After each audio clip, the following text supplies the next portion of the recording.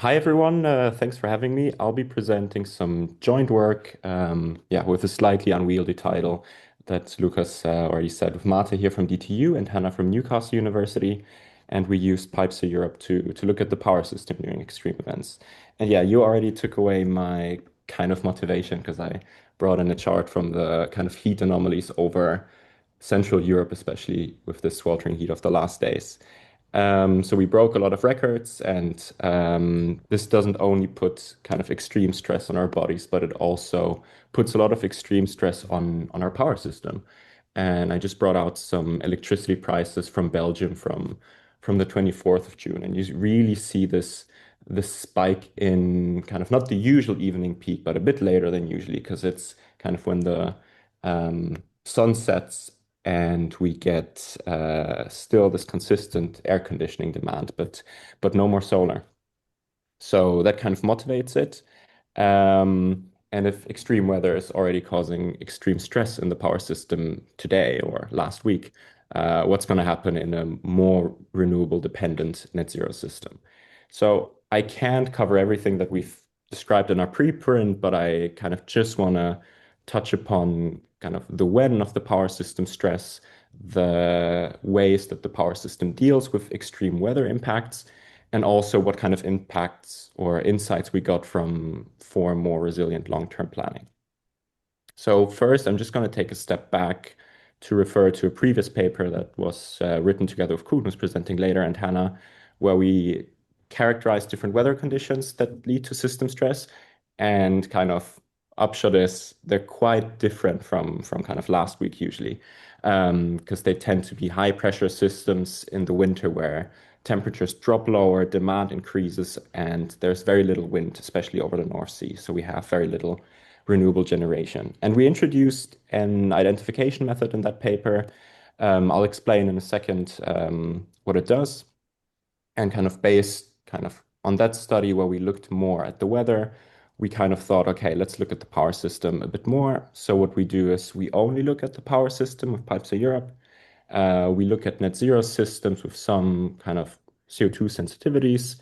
We use 80 different weather years to capture variability and extremes and kind of ask ourselves which system components contribute to increased resilience during extreme weather. So the kind of metric that we're using to measure extreme stress it goes through shadow prices.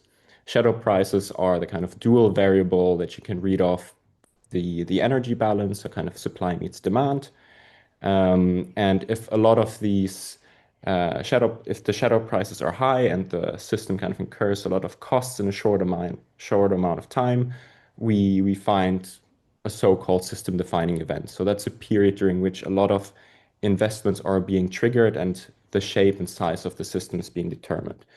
On the right-hand side, through our 80 different optimizations, you see that this tends to be concentrated in the winter months. However, since this is an output from the optimization, we can't really compare these values at face value. So we look at net load, which is the difference between demand and renewable generation.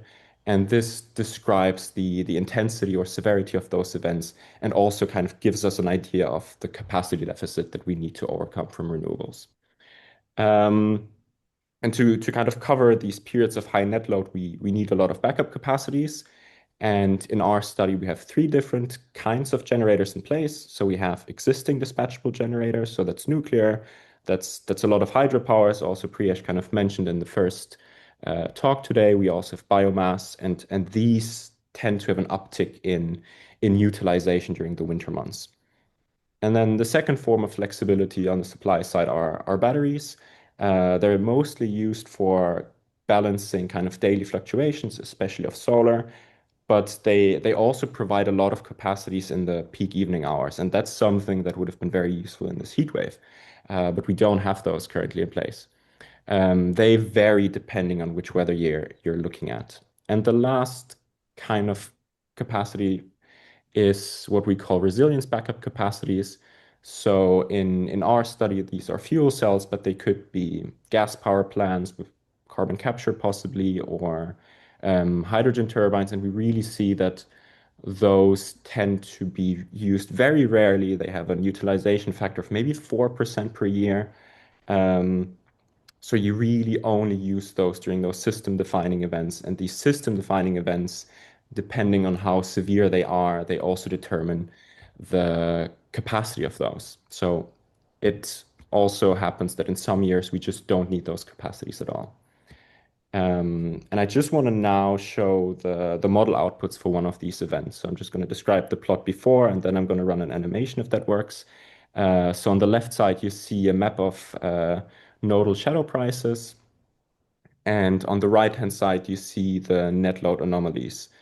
So focus on the colors because green is good. That means we have a kind of net negative anomaly. That means we have more renewable generation, I guess, than usually. And purple is bad. That means we have a deficit that we need to cover somehow.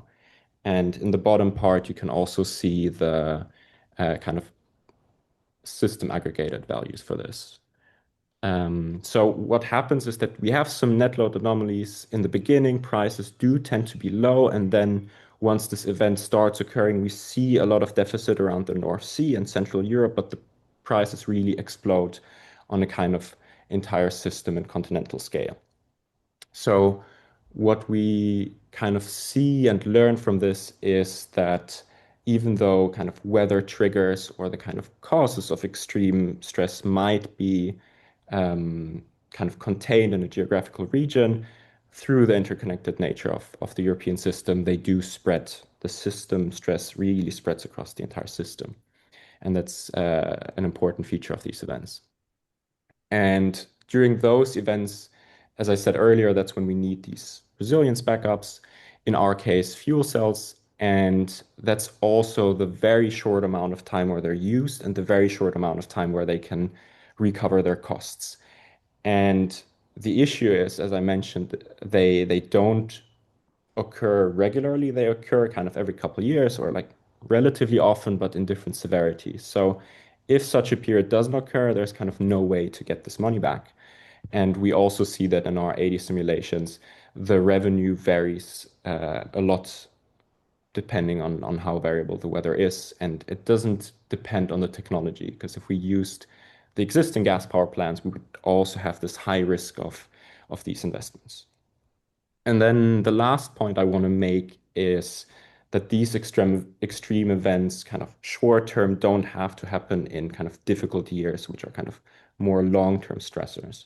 So we conducted a validation where we take those 80 years and we run all the other 79 years with a dispatch optimization on those fixed capacities. So what we see there is that, first of all, there are some years they tend to be further back in the past and they tend to be more expensive, but they can actually provide reliable supply of electricity.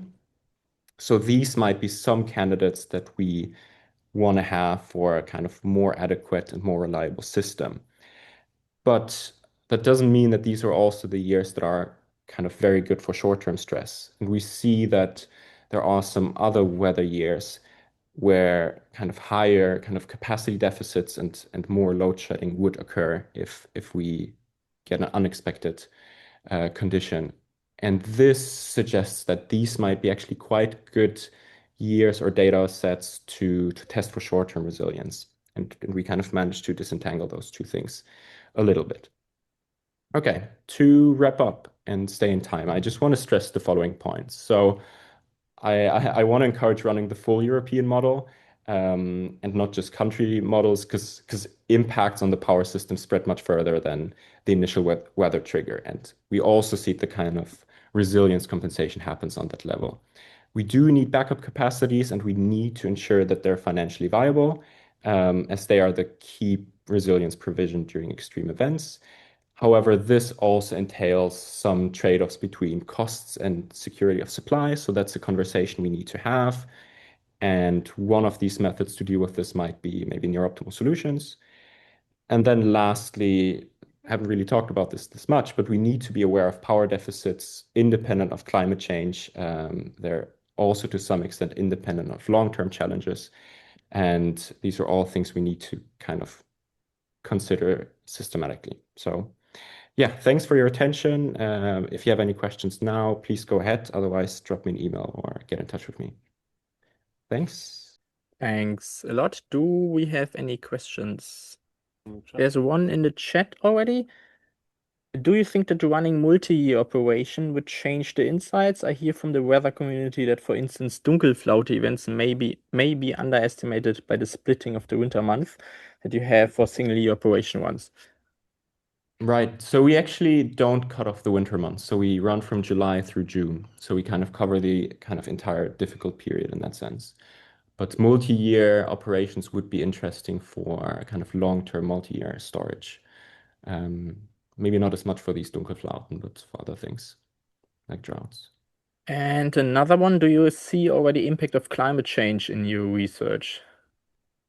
Yes, so we actually see some trends of climate change that the kind of this is just a power system model, right? So we don't have the full electrification of heat, but we see that kind of winter load tends to decrease.